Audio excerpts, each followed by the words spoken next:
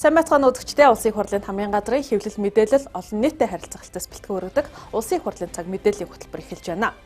Энэ удаагийн хөтөлбөртөө бид парламентын эргэн тойронд болж өнгөрсөн онцлог үйл явдал болон зарим хуулийн төслүүдийн талаарх мэдээллийг таймлог бүрээр бэлтгэлээ анхаарлаа хандуулна.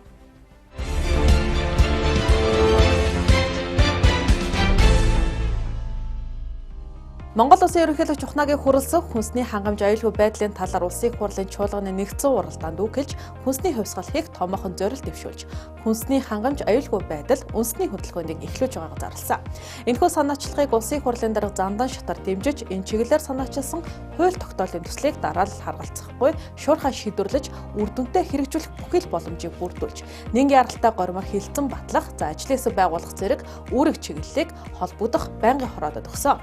Улсын их хурлаас мал аж ахуй газар тариалангаа эрчимжүүлэн хөгжүүлж эрүүл органик хүнс экспортлогч улс болох зорилтыг хэрэгжүүлэхэд онцгой анхаарч ажлын хэсгийг байгаль орчин хүнс хөдөө аж ахуйн байнгын хорооны дараагаар ахлуулан байгуулан ажиллаж байна. За өнгөрсөн 7 хоногт улсын их хурлын дарга Зандан шатар улсын их хурлын байгаль орчин хүнс хөдөө аж ахуйн байнгын хорооны дарга болор чулуунаар хүнс хөдөө аж ахуй хөнгөн үйлдвэрийн яамд ажиллалаа. Хэд хэдэн асуудлууд байна. Нэгдүгээр нөгөө 330 мянга тарьсан гэсэн чинь орон шийдсэн 60 мянга цэлгээ тарьна гэсэн чинь энэ жил тариалт их бага байна. Нөгөө зээл авч чаддаг гэсэн асуудал тийм үү? Тэгэхээр энэ жил засгийн газар нийтдээ хөдөөж хүн салбарт 930 тэрбум төгрөгийн 3% хүүтэй их усур гаргалаа. За энэний 320 нь эхний ээлжид гарсан 3% хүүтэй. За энэ ямар салбарт гарсан гэхээр газар тариалан, хүнсний ногоо, ноос ноолуур, арьс шир, гурил үйлдвэрлэгч, урамдын тос үйлдвэрлэгч гэсэн яг хаврын технологид буюу ноолуур бэлдэх, хаврын тариалт эхлэх энэ хугацаатад зээлүүдийг бол гаргасан. Энэ зээлүүд бол хэрэгжээд явж байна. За дараа нь бол одоо нөгөө их хурлаар үндэсний олон нэрийн бүтээгдэхүүний үнийн өсөлтөд сэргийлэхийн тулд засгийн газар хууль өргөн барьж их хурлаар баталсан байгаа. За энд бол мах гурдын 2 бүтээгдэхүүн орсон. Нийтдээ 234 төгрөгийн одоо 3% хүүтэй зээлийг энэ хуулийн хүрээнд Монгол банктай хамтраад гаргаж байна. За засгийн газар энэний зээлийн хөвгийн зөрүү 10.6% одоо арилжааны банкудад зөрүү хөвгийн татаа суулгаж өгч байна. За энэ жил нийтдээ 386 мянган гадар өвтөрөө тарихаар төлөвлөсөн. За 12 мянган гад хүнсний ногоо, 17 мянган гад одоо төмс хүнсний ногоо, 70 мянган гад тэжээлийн тариалт гэсэн ийм төлөвлөгөөтэй бид хаврын тариалтаа эхлүүлсэн. 2022 оны тариалалтын явц эд явагдаж байна. Өнөөдрийн байдлаар үр тарианы тариалалт 55%-тай, үүнээс улаан буудаан тариалалт 50 орчим хувьтай явагдаж байна. Төмс хүнсний ногооны тариалалт 40 орчим хувьтай байгаа бол тэжээлийн тариалалт 10 орчим хувь, тосны ургамлын тариалалт 30 орчим хувьтай байна. Тариалангийн орионоор бол тариалангийн бүсэнд тавтай холбогдож яаж юу яаж байна? Ер нь яг нэг эрчим мал тариалтын хооронд зөрчилдөөн байж байна. Эрчимсэн бол цохойг одоо бүс нутгаа эрчимсэн мал аж ахуй эрхлэх тийм өсөлтүүд гол ярьж байгаа юм бол тэгээд энэ 3% хөнгөлтэй зээлийг бас урт хугацаатай олгож өгч байгаа гэсэн. Энэ бол бодит сайн дэмжлэг боллоо гэж ярьж байна. Гэхдээ энийг бас нэг хугацаас хөрөнгө оруулалтын зээлүүд өсөлж өгч байгаа. Монгол Улсын ерөнхийлөгчийн санаачилсан хүнсний хангамж аюулгүй байдлыг хангах талаар авах зарим арга хэмжээний тухай тогтоолын төслийг улсын их хурлаар шуурхай хэлэлцэж байна. Энэхүү тогтоолыг баталж төлөвлөгөөг хэрэгжүүлж ажилласнаар бид эх 5 жилд гол нэрийн 19 төрөл болох малын мах, махан бүтээгдэхүүн, сүүн бүтээгдэхүүн, төмс лууван, байцаа, манжин, сонгон, сармис, хүрэн манжин, гурил, гурлан бүтээгдэхүүн, бүлэмжийн ногоо, өндөг, цэцгийн тос, хүнсний давс, дахианы мах, урамлын тосоор хүн амын хүнсний хэрэглээг дотоодоос бүрэн хангаж цаашдаа элсэн чихэр төрөл бүрийн будаа, гахаа мах, жимсний тодорхой хувийг хангах боломжтой болох юм а.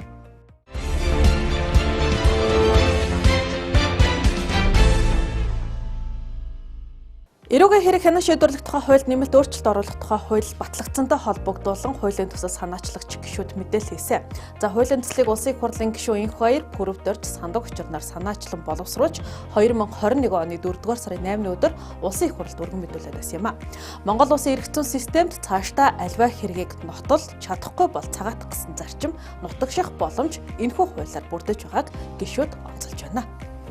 Дэлхийд даяар хүний эрхийг дээддэг ардчилсан орнуудад байдаг шүүхээр альва асуудал шийдэгдсэн тохиолдолд тэр нь одоо альсвал яллагдаад одоо шорондоо явдаг, альсвал цагаатдаг ийм одоо тогтолцоог Монгол улсад нутагшуулж байгаагаараа хамгийн одоо чухал хууль болж байгаамаа. Тэгэхээр цаашдаа энэ хуулийн хүрээнд ялангуяа мөрдөгч нар, яллагч нар, шүүгч нар маш хариуцлагатай ажиллах, хүний эрхийг хамгийн дээдлсэн, хүний эрхийг хамгийн их хүндэлсэн ийм шийдвэрийг энэ хуулийн хүрээнд гаргах зайлшгүй шаардлага гарч байна гэдэг юм.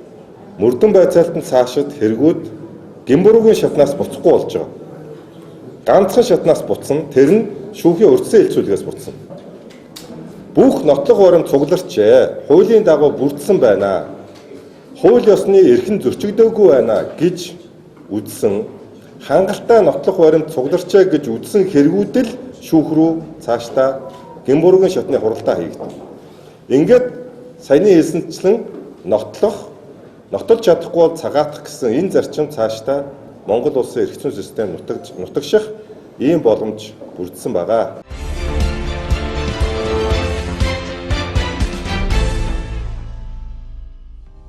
Улсын хурлын чуулганы нэгдсэн хуралдаанаар Монгол Улсын хүний эрхийн үндэсний комиссийн гишүүнээр Санги Шарвын Дондвыг, за эрүүлшүүлтээс урьдчилан сэргийлэх асуудал эрхэлсэн гишүүнээр Ядамжавын Цэлмэн нарыг томиллоо. Хүний эрхийн үндэсний комиссийн шинэ гишүүд Баасан гарагт үүрэгт ажиллах хүлээн авснаар Монгол Улсын хүний эрхийн үндэсний комисс бүрэн бүрэлдэхүүнээр ажиллаж эхэллээ.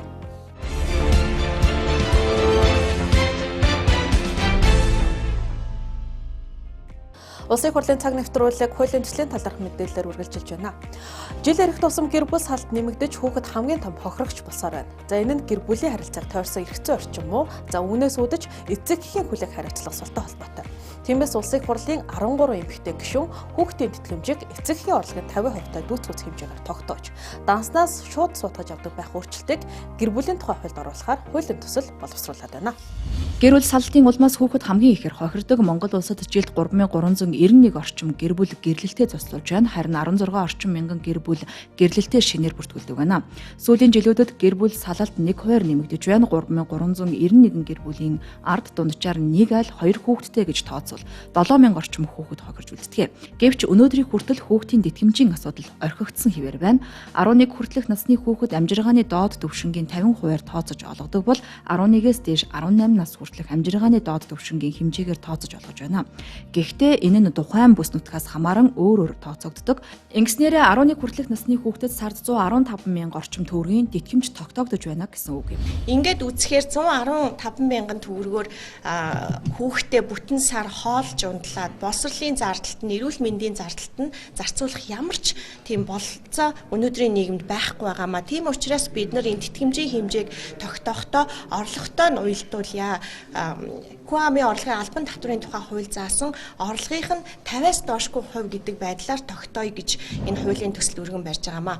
Нийт өнөөдөр Монгол улсын хэмжээнд 80 гаруй мянган өргө толгойсон ээж болж байна. Цаашдаа нэмэгдэх магадaltaй. Тэгэхээр бид энэ хуулийг чангатгаснаар нэгдүгээрт хүүхдийн эрх ашгийг хамгаалж тэтгэлгийг нь өгүүлэх, хоёрдугаар цаашдаа Монголын гэр бүл хариуцлагатай байх энэ тогтолцоо бий болгож байгаа.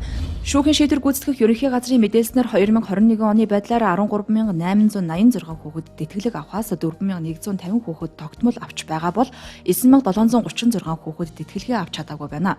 Хүүхдийн тэтгэмжийн мөнгөний төлөлд тун хангалтгүй байгаа. Өнөөдрийн байдлаар 34 тэрбум төгрөгийн тэтгэмж төлөгдөөгүй байна. Тэр тэтгэлгээ цаг хугацаанд төлөөгүй бол хохирлыг буюу энэ хожимдсон өдрийг хоногоор нь тэтгэлгийн үнийн дүнгийн 0.5-аар нь алдан тооцож төлөх ёстой гэдэг уг нь бол зааж өгсөн хэрнээ энэ өнөөдөр хэрэгжихгүй байна. Тэгээд хэн хохирч जैन, хүүхд хохирч जैन, гэр бүл хохирч जैन. Тэгээд нөгөө яг өмч хөрөнгийн асуудал дээр эмэгтэйчүүд хохироод үлдчихэж байгаа зөвлөж байна. Мэдээж зарим тохиолдолд эрэгтэй нөхөр нь хохирч байгаа зүйл байгаад байгаа учраас бид цаг алдалгүй энэ гэр бүлийн тухай хуулиа шинжилсэн найруулгаар оруулж иж батлах ёстой байгаа.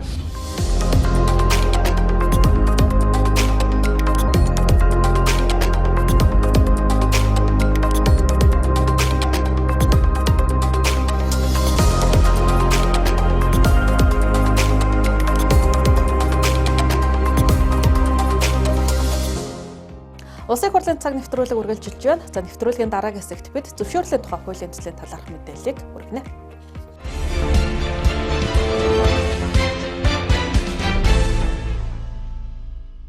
За улсын хурлын цаг нэвтрүүлэг үргэлжилж байна. За нэвтрүүлгийн энэ хэсэгт бид зөвшөөрлийн тухай хуулийн төслийн талаарх мэдээллийг хүрэхээр бэлэн болоод байна. За ингээд студид улсын хурлын гишүүн, за зөвшөөрлийн тухай хуулийг хэлцүүлэх төлөвлөх ажлын хэсгийн ахлагч Ган хоёрыг хүрэлцэн ирээд байна. За ажлын хэсэг 2 хуулийг нэгтгэж байгаа. За тэгээ багагүй хугацаанд за 550 гаруй санал ирсэн байна. За хуульд ямар зохицуултуудыг оруулж байгаа вэ? За орж байгаа зохицуулт тэгвэл яг нэрлэн дуудвал за нэгдүгürt бол одоо зөвшөөрлийн жагсаалт гэж гарч байгаа. Ямар зөвшөөрөл байх вэ? За тэгээд хэн олох хүүхдийн тодорхой болж байгаа гэсэн. За тэгээд цаашдаа бол зөвшөөрөл нэмэхэд бол заавалжгүй хуульд энэ зөвшөөрлийн хуульд өөрчлөлт оруулах, тэрээс салбарын хуульд өөрчлөлт оруулж байж оруулдаг байхаар өөрчлөлт орж байгаа. Тэгээд зөвшөөрлийн нэмэхийн тулд заавалжгүй одоо олон нийтийн сонсголыг хийх ёстой. Тэгж нөгөө яг ямар зөвшөөрлийг нэмэх гээд байгаа юм бэ? Энэ шалтгаанаа тайлбарлаж хийж одоо тэр олон нийтийн анхааралд орж иж тэрнийхэн дараа ингээд зөвшөөрөл нэмэх асуудлыг зөвлөрөө хэлцээд засгийн газарт оруулаад засгийн газар өргөн барихаар ийм бүлэн зохицуулт болж байгаа. Тэгэхээр одоо нэг өстө нэг гишүүн юм эсвэл хэсэг бүлэг гишүүд аль нэг салбарын лоббигаар одоо ингээд шууд зөвшөөрлийн тоог нэмэгдүүлэх боломжийг хаагж байгаа гэсэн. За дээрэс нь олох процессыг маш тодорхой болгож байгаа, ил болгож байгаа гэсэн. Тэгээ одоо ингээд бүх юм цахимдсан байдлаар явна. За тусгай зөвшөөрлийг бол яг 22 өдрийн дотор олохоор одоо ажлын 22 өдрийн дотор олохоор тусгаж байгаа. За энгийн зөвшөөрлийг 15 өдрийн дотор олохоор тусгаж байгаа. За хуучнаасаа ялгаатай нь юу гэхээр одоо зүгээр энгийн жишээ дуртууд бол одоо 8 нэрийн барааны төлөвлөлт чинь 8 зөвшөөрөл авдаг байсан. За өнөөдөр бол 2 зөвшөөрөл авна. Тэрний юу гэхээр одоо архины зөвшөөрөл, арх цар након архины зөвшөөрөл авна. Тамхи цар након тамхины зөвшөөрөл авна. Бусдаар бол зөвшөөрлөг болно гэсэн. Зүгээр эрүүл ахуйн одоо дүгнэлтийн мэргэжлийн байгууллагаар гаргуулна гэсэн. Мэргэжлийн алтаар гаргуулна гэсэн. Тэгээд бусдаар бол одоо ямар зөвшөөрлөгөөр 8 нэрийн барааны төлөв ажиллах боломж бүрдэнэ гэсэн. Хуулиар эрх нь олгогдсон байгууллагууд зөвшөөрлийг олгоно. Манайх ч нэг гол зовлон юу гэсэн бэ гэхээр ч одоо үндсэндээ ороо 1600 год зөвшөөрлөлтөй болцсон. Өмнө нь бол 2001 онд одоо аж ахуйн нэгжийн тусгай зөвшөөрлийг хуулиж батлагдахтаа 200 одоо зөвшөөрлөлтөй байна гэдэг. За тэгээд тэрийг нэг салбарын яамдуудад нь ингээд чиглэл болгоод чиглэлийн дагуу эрхийг өгсөн байдаг. Тэгээд яамдууд нь зүгээр салбарын хуулиар нэг зөвшөөрлийг шууд 10 задлал, 20 задлал, 30 задлал явуулдаг. Ийм асуудал үүснээс болоод зөвхөн аж ахуйн нэгжийн тусгай зөвшөөрлөг хуулиар 918 зөвшөөрөл. За тэрнээс гадна болохоор одоо сайд төрийн тушаал. За бас нөгөө иргэдийн хурлын тогтоолч гэдэг юм уу те. За ингээд захирамж. Одоо ингээд явсараа 1600 болж байна. Зөвшөөрөл авах шаардлагагүй үйл ажиллагааны чиглэл гэж байх уу? Ер нь бол одоо энэ зөвшөөрлийн хуульд орсон үйл ажиллагаанд бол зөвшөөр шаардлагатай. Бусад үйл ажиллагаанд зөвшөөр шаардлагатай гэсэн.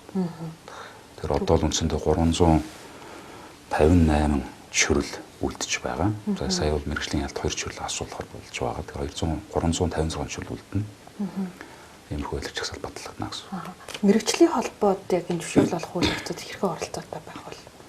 За яг хуулиар нь одоо эрх шилжүүлэх эрх авсан одоо тэр хуулиар нь эрх шилжүүлэхээр заасан байвал за шилжүүл болохоор зааж өгч байгаа. Бизнесийн аж ахуй эрхлэх одоо тэр орчин эрүүл гэж үзэж байгаа орнууд тэр ямар концепц явуулна гэхээр тэр хариу өгөөг бол өгсөн тооц гэдэг ийм зөрчил явуулдаг. Тэгэхээр бид нар бол яг энэ удаадаа бол энгийн зөвшөөрөл тэр хариу өгөөг бол зөвшөөрөл өгсөн шүү тооцохоор одоо энэ хуульд өөрчлөлт орж байгаа. За тэр нь бол эрсдэл багтаа гэсэн үг шүү дээ. Эрсдэл багтаа үйл ажиллагаанууд дээр бол хариу өгөөг шууд зөвшөөрөл өгсөн тооцноо. Мөн сунгалтан дээр өргөдлөө одоо сунгуулах хүргэлээ өглөө. Тэгээд хариу өгөөг бол өгсөн тооцноо, сунгасан тооцноо. Ийм байдлаар өөрчилж байгаа. Тэгээд явцын дунд одоо энэ засгийн газрын дэргэд зөвлөл байгуулагдана. Тэгээд ерхий сайд өөрөө тэрийг ахлана. Яагаад ерхий сайд ахлуулж байгаа вэ гэхээр ерөөсөө энэ чинь нөгөө хүн суртал байдаг. Тэгээд хүн сурталыг бол хамгийн дээрээс манлайлж багасгах одоо тэр ажлыг хийхгүй бол багасдаг юм байна. Тэгээ тийм учраас ерхий сайдын дэргэд тэр зөвлөл байгуулагдаад цаашдаа явна. Тэгээ зөвлөл нь болохоор 3 жил тутам одоо энэ зөвшөөрөлт холбоотой юм өдр аудит юм.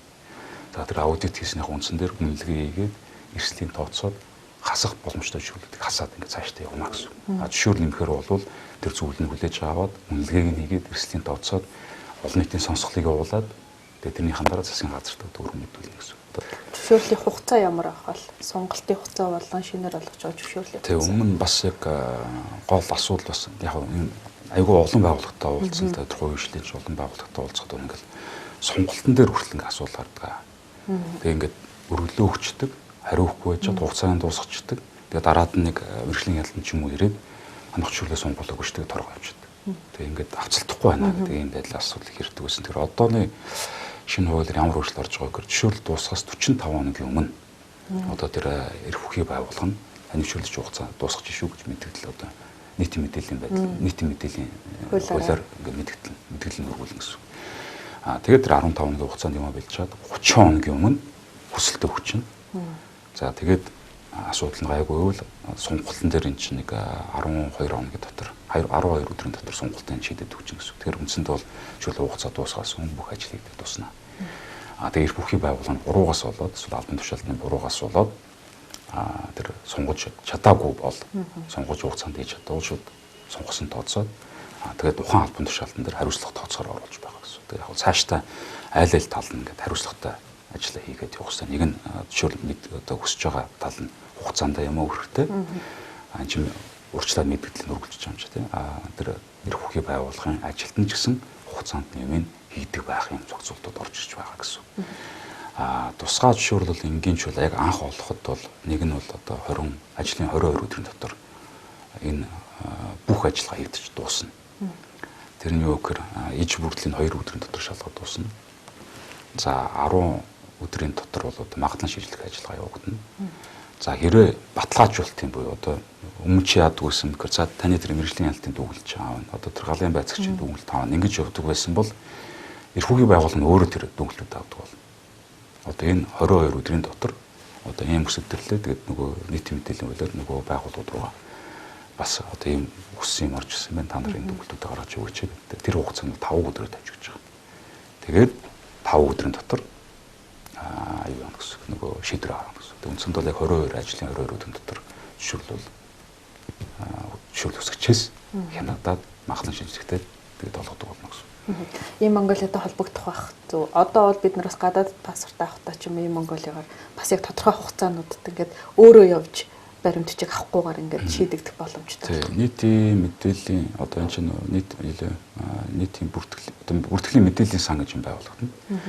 Тийм бүртгэлийн мэдээллийн сан дээр бүх зөвшөөрөл Монгол улсад одоо байгаа бүх зөвшөөрлөлт холбоотой бүртгэлийн ажиллагааг нь одоо тэр хугацаа толботоос олгосон, татгалзсан, одоо хүссэн. За тэгээд статус нь ямар статустай явж байгаа нөгөө зөвшөөрөл өсгчтэй мэдэгдэж идэг.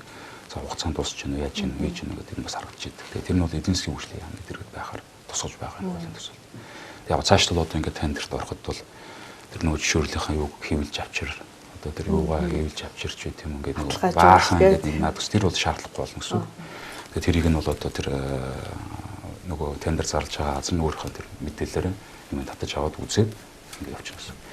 Зөвшөөрөлт холбоотойгоор одоо мэргэжлийн үнэлэх шаардсан үйл ажиллагаануудыг ялгаа байхгүй нөгөө иргэн өөрөө нөгөө нийгмийн даатгалын дэвтрийг ингээд хэвлээл аваад ингээд нөгөө аюулгүй болон механик ажил гэдэг байхгүй. Тэрийг яг нөгөө зөвшөөрөл авч үзээгүй юм ерөөсөө мэддэг юм л да. Энд чинь ингээд маш олон газрын олон байгууллага үг захиж явдаг байхгүй. Тэгээ эн чинь нэгдүгээр зарцуулж байгаа цаг, хоёрдугаар зарцуулж байгаа зардал зөвхөн одоо яг ийм үндсэнд бол энэ үйл одоо явцыг ингээд ийм тодорхой болгоод шилэнжүүлээд цахимжуулаад явахд бол нэг зардал бол нэг ойролцоогоор яг 50-аас 60% буурна гэж харж байгаа. Зөвшөөрөл авахд бол өмнө гардаг гэсэн зардалтай харьцуулах. Мөн тэр нь зарцуулж байгаа цаг 70% хүртэл буурах боломжтой гэж харагдаж байгаа. Одоо бол энэ чинь үндсэндээ нэг зөвшөөрөл өсчдөг. Тэгээд тагчиг болчдөг. Тэгээд гол одоо манай бизнес эрхлэгч нартай эсвэл хувийн хвшлийнхэнтэй эсвэл одоо мэргэжлийн үнэх авч байгаа хүмүүст хүртэл одоо гол учирдаг юм бэрхшээл юм байна. Гэхдээ энэ хууль багтлагдсны дараа бид нар цаашгүй хийх ёстой ямар ажлууд байгаа вэ гэхээр бид нар нөгөө юуны стандартын тухай хуулиа заавалжгүй шинжлэх шаардлага үүсэж байгаа. Ягаад гэхээр чүл шаардлагагүй та нар тэр стандарт нь нийцүүлээд ажиллаа хий гэдэг юм үүсгэж байгаа байхгүй. Хариуцлаганд ямар хөө зохицуултууд байгаа бол одоо зөвшөөрлийг одоо тий яг хугацаанд нь гаргаагүй одоо албан тушаалтан байгууллагад. Энэ нь бол яг зөрчлийн хууль бол эрүүгийн хуулиар хариуцлага тооцсон шүү. Хариуцлага тооцох үндсэл болно гэдэг залтыг нь болж байгаа. Тэр нь хугацаанд өгөөгүй, хариуг нь өгөөгүй тий энэ төр бол одоо нөгөө энэ чинь бас гол асуудал нь юу гэхээр зөвшөөрөл өсөмч нэг өргөдлөө өсөлтөө өгчдөг. Тэгээ ингээд нэг бол хариу өгөхгүй нэг бол ингээд татгалзчихдаг. Яагаад татгалзж байгаа тодорхой бас байгаад гэдэг шүү дээ. Тэгээ энэ хууль дээр ямар өөрчлөлт орж ирэх зөвхөн хуульд байгаа үндслээр татгалзнаа. За тэрээс салбарын хуульд нэрээ тийм зохицуулт байгаа бол одоо салбарын хуульд заасан үндслийн дагуу за ийм юм танах одоо болоогүй байна. Танаа нийгмийн даатгалд үсэн гэдэг байгаа ажилтан чинь танаад ажилтгүй мэн өөр газар ажилт юм гэдэг жишээч гэдэг юм уу тийм тогтоогдвол одоо татгалзаж болно.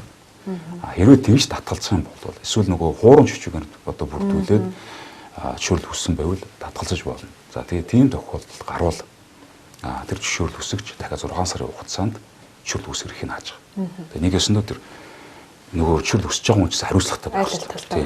Үнэн зөв мэдээлэх ёстой, зөв баримт бичвэрээр бүрдүүлэх ёстой. Худал мэдүүлж болохгүй тийм яг тэрийг хариуцлага ингээд өгч байгаа. Татгалзлаа бас ихлүү тодорхой тайлбарлаж мэдээлэх нь шүү дээ. Зүгээр татгалзлаа. Ер нь бол хуульд одоо нөгөө мах ч одоо 1600 зөвшөөрөл байна гэж байгаа. Тэгээд тэрнээс чинь бараг 2 3 гэх бид нар одоо тоогоо гаргаж чадахгүй шүү дээ. Хууль зүйн яам руу хичнээн журам үйлчлээд байгаа юм гэдэг тоо авах гээд өсөлтөөс одоо тоогоо гаргаж чадахгүй байна. Одоо ингээд журмынхан тоо нь одоо бүр ингээд замаа алдсан. Одоо нэг ёсонд журмаар хүртэл айгүй улан ингээд шөөр шиг харьцаанууд бий болоод хүн сурталчилгааг бий болгоо ингээд яваад байгаа байхгүй. Тэгэхээр энэ шөөрлийн хууль батлагсны дараа засгийн газарт ямар чиглэл өгч байгаа гэхээр за салбарын хуулиудаа зохицуултыг сайжруулах шаардлагатай бол энэ хууль нийцүүлж зохицуултыг сайжруул.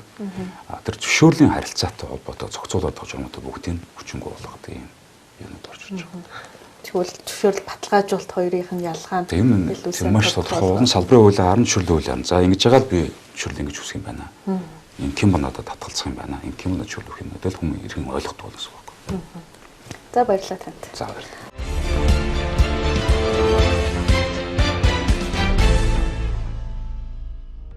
За улсын хурлын цаг нэвтрүүлэг парламентын боловсролын хөтөлбөрийн талаарх мэдээлэлээр үргэлжилж байна.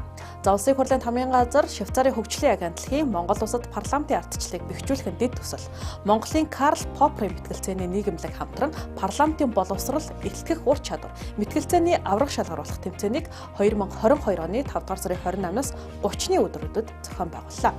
Мэтгэлцэх урлагийн тэмцээнд дархан улд Орон-говь, Орхон аймаг болон Улаанбаатар хотоос нийт 64 багийн 192 ахлах ангийн сурагчид оролцож ур ухаан авахаалцсан байгаа сорилоо. Мэтгэлцэх урлагийг мэтгэлцэх соёлыг ерөнхий боловсролд за энэ бүх төвшөнд ардчлалын боловсролын зөвийг олохын тулд зөвлөлдөж учрыг олохын тулд ухаж төнхөж ойлгох энэ арга ухаанд бол бас бид бүгдээрээ суралцсанаар уран сэтгэмж хөгждөг, өөрийгөө илэрхийлэх авяас чадвар хөгждөг, олонний өмнө илүү нээлттэй байх тийм ээ.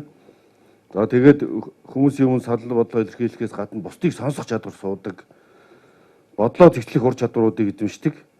Тэгээд энэ ур чадваруудыг хөгжүүлж, найз нөхдөд болж цагийг өр бүтээлтэй өнгөрөөж чадсан байх гэж таад итгэж байна. Ерөөсөө сайн боловсролсон сонгогч иргэд сайн төрийн түвшинтэй байж ижил Монгол улс маань төвшин болж та нар ирээдүйч гэсэн сайхан болно. Тэгэхээр сайн боловсролтой иргэн байж сайн төрийн түвшинтэй сонгоно гэсэн үг шүү дээ, тийм ээ.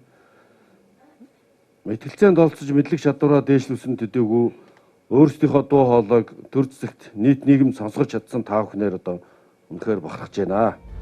Парламентын боловсрол хөтөлбөр мэтгэлцээний сурагчдын илтгэх мэтгэлцэх ур чадварыг хөгжүүлэх түүгээр дамжуулан парламентын боловсролыг түгээн дэлгэрүүлж зөв ойлголт мэдээлэлтэй болгох зорилгоор зохион байгуулагдсан өсвөр үеийнхнийг илүү хэрсүү оновчтой дүгнэлтэнд үндэслэн сонголт хийх төрийг удирдах үйл хэрэгт хамтран оролцох чадвартай хариуцлагатай иргэд болгон төлөвшүүлэхэд энэхүү тэмцээн чухал ач холбогдолтой болсныг зохион байгуулагчид онцолж байлаа. Хүүхдүүд сурагчид за мөн тэр сурагчдыг одоо бэлдсэн багш нар маань бас нэлээд идэвхтэй одоо ингэж бас оролцож байна. Ингэснээр бас хүүхдүүд маань өөрөө бидний одоо сонгосон элч төлөөлөгчд маань ямар ч үүрэгтэй ажилтгийг тий. Бид ер нь үндсэн хуулиар олгогдсон ямар эрх үүрэгтэй юм тий. Үндсэн хуулиар энэ парламент гэдэг чинь өөрөө ямар эрхтэй байдгийм бэ? Бидний сонгосон энэ элч төлөөлөгч ямар эрхтэйгээр оролцдог юм бэ? Бид эдгээр үйл ажиллагаанд, хууль тогтоох үйл ажиллагаанд ямар дуу хоолойг бас хүргэх юм бэ гэдэг тэр хариуцлагатай, оролцоотой, ийм мэдээлэлтэй бас ингэж иргэн болох юм байна гэдгийг энэ мэтгэлцээний одоо үндсэн дээр бас энэ сурагч маань бас ойлгож авлаа гэж бас ингэж хэлж байна. This two-day event is a cooperation between these two projects. Улсын хурлын хамгийн газар Швейцарын хөгжлийн агентлагийн Монгол улсад парламентын ардчлалыг бэхжүүлэх нь дэд төсөл. Монголын Карл Попперийн мэтгэлцээний нийгэмлэг хамтран сурагчдын дунд парламентын боловсрол сэдвт илтгэх ур чадвар мэтгэлцээний тэмцээн зохион байгуулагдж байгаад баяртай байна. Хамгийн гол нь бид залуучууд хүүхдүүдийн оролцоог дэмжин парламентын ардчлалыг дэмжин ажилладаг. Энэ удаагийн хилцүүлэгт улсын хурлын үндсэн 4 чиг үүрэг болох төлөвлөх, хууль тогтоох, хяналт болон төсөв бодлого гэсэн үүргүүдийн хүрээнд хүүхдүүд хэрхэн мэтгэлцэж зөв шийдлийг олж болох гэд үр дүнтэй болж амжилттай зохион байгуулагдаж өндөрлөө. Хамтран ажилласан Улсын их хурл болон Улсын их хурлын тамган газрын хамт олон Одон төнгөр их сургуулийн хамт олонд Швейцарын хөгжлийн агентлаг талархал илэрхийлье. Мэтгэлцээний төгсгөлийн шатанд тунжуулсан Орхон аймгийн Мэргэд баг болон Эрдэм 1 багийн хооронд тэргуун байрны төлөөх тоглолт болсон.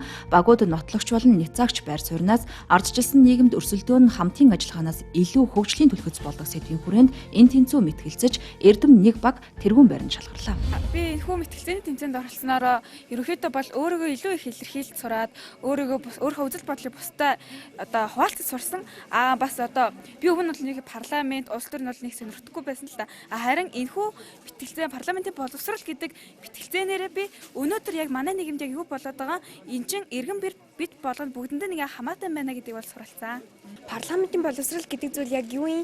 Бид нэр яагаад энэ зүйлийг сурч мэдэж авах ёстой юм гэдэг талаар маш өргөн хүрээний мэдлэг ойлголттой болсондоо туйлын баяртай байна. Парламентын боловсролтой болох ёстой байна. Тэгээ парламентын боловсрол гэсэн энэхүү мэтгэлцээнийхээ хүрээнд 10 шийдлийн хүрээнд ингээд бэлтэж байгаа хоорондоо бид нэр ингээд парламентын боловсрол маш их боловсролтой болсон. Тэгээ иргэн болгын нэг мэдих ёстой байна гэдэг үүднээсээ энэхүү тэмцээнийг зохиосон гэж бодож байна. Тэгээ цаашдаа зохион байгуулагдаж явснараа бид иргэн болгын мэдлэгтэй болох юм байна. Арчлыг ингээд бэхжүүлэх гол үндсэн суурь нь иргэн болгон мэдгэд оршиж байгаа байна гэдгийг ойлгож авсан. Хүүхдүүдэд бол энэ парламентын боловсрол гэдэг зүйл маш их тулгамдсан. Өнөөдөр ирээдүй болсон Монголын ирээдүй болсон сурагчид маань ерөнхий боловсролын сурагчид маань илтгэх, ярих, цэгцтэй ярих, үзэл бодлоо илэрхийлэх, тэгээд суурь чадвар болох бүтээлч сэтгэлгээ, шүүмжлэлт сэтгэлгээг бол сурагчдын энэ сэтгэлгээг хөгжүүлэх ийм тулгамдсан асуудал байгаа учраас энэ нь бол цаг үеэ олсон нийт ерөнхий боловсролын сургуулийн сурагчдад маш их хэрэгтэй ийм сайхан хөтөлбөр хэрэгжиж байгаад маш их баяртай байна. Ер нь бол багш үүний хувьд бол Монголын ирээдүй болсон хүүхдүүд маань ардчилсан хүмүүнлэг нийгэмд маш ёс суртахуунтай дэлхийд өрсөлдөх чадвартай ийм төлөвшсөн ийм сайхан иргэд бол төлөвшүүлэхэд багш нарын маань чиглүүлэг үүрэг оройлоо маш их юм аа. Тийм учраас нийт багш нар маань хүүхдүүдээ мэтгэлцээний хөтөлбөрт хамруулж сургууль бүр дээрээ клубыг байгуулж хүүхдүүдийнхаа энэ чадварыг хөгжүүлж байгаасай гэж хүсэж байна. Парламентын боловсрол элтгэх ур чадвар мэтгэлцээний тэмцээний 2 дугаар байранд Орхон аймгийн Мэргэд баг, 3 дугаар байранд Улаанбаатар хотоос оролцсон Абсолют Франклин, Дархан уул аймгийн Дитэн баг тус шалгарсан. Харин тусгай буюу шагналт байранд Орхон аймгийн Орхон баг, мөн тус аймгийн Эрдэм 2 баг, Улаанбаатараас оролцсон Атлантис, Импакт багууд тус шалгарлаа.